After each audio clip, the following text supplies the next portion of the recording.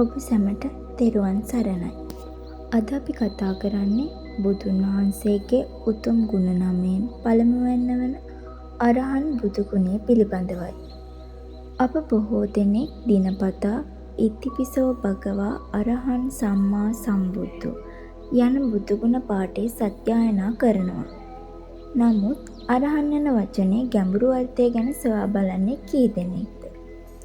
අරහන් යන්නෙන් අදහස් වන්නේ සියලු කෙලෙස් සම්පූර්ණයෙන්ම විනාශ කළ උතුම් පුද්ගලයා යන්නයි. ලෝභය, ද්වේෂය සහ මෝහය යන සිත අපිරිසිදු කරන සියලු දේ බුදුන් වහන්සේ මුලින්ම තමන් තුළින් සම්පූර්ණයෙන්ම දුරු කළා. අපගේ ජීවිත දෙස බලමු.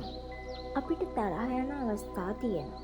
ඊර්ෂ්‍යාව ඇති වෙන අවස්ථාත් තියෙනවා. කැමති දේ හම්බුනේ නැති වුනහම දුකත් හිතෙනවා. සමහර වෙලාවට වෙනත් අය සාර්ථකත්වයේ දකිද්දී හිත නොසන්සුන් වෙනවා. නමුත් බුදුන් වහන්සේගේ සිත එවැනි කිසිදු කෙලෙසක් ඉතිරි වෙලා නැහැ. ඒ නිසාම උන්වහන්සේ අරහන් නම් වූසේක. තවත් අර්ථයක් පූජාවට සුදුසු තැනැත්තා යන්නයි. ලෝකේ බොහෝ පුද්ගලයන් ගෞරව ලබනවා.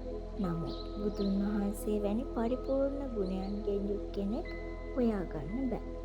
ඒ නිසා දෙව් මිනිස් සියල්ලන්ගේ පූජාවට සුදුසුම තැනැත්තා ලෙස බුදුන් වහන්සේ හඳුන්වනවා. අරහන් යන්නට තවත් පැහැදිලි කිරීමක් තියෙනවා. සාමාන්‍ය මිනිසෙකුට වැරදි දෙයක් කරන්න අවස්ථාවක් ලැබුණොත් කිසිවෙකු නොදකිනවා නම් ඒ වැරැද්ද කිරීමට පෙළඹෙන්න පුළුවන්. නමුත් බුදුන් වහන්සේ කිසිදු අවස්ථාවක අකුසලයකට නැඹුරු නොවන පිරිසිදු චරිතයකින් යුක්ත වූ සේක. උන්වහන්සේගේ සිත සම්පූර්ණයෙන්ම පවිත්‍ර වුණා. මේ ගුණය ගැන සිතන විට අපටත් වැදගත් පාඩමක් ලැබෙනවා. අපි බුදුන් වහන්සේ වගේ එකවරම කෙලෙස් නැති කරගන්න නොහැකි වුණත් දිනෙන් දින අපේ සිත පිරිසිදු කර ගැනීමට උත්සාහ කළ හැකියි. කෙනෙක් අපට නරක ලෙස කතා කළොත් අපි නරකෙන් පිළිතුරු දෙනා වෙනුවට ඉවසීම පුරුදු කරන්න පුළුවන්. කෙනෙක් සාර්ථක වූ විට ඊර්ෂ්‍යාව වෙනුවට සතුටු වීමට පුරුදු වෙන්න පුළුවන්.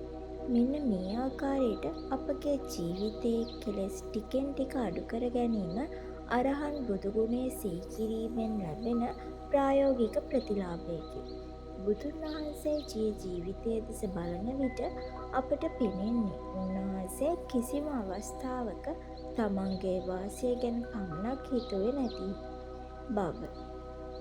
වසර 45ක් උන්වහන්සේ ලෝක සත්වයන්ගේ යහපත වෙනුවෙන් ධර්මය දේශනා කළා.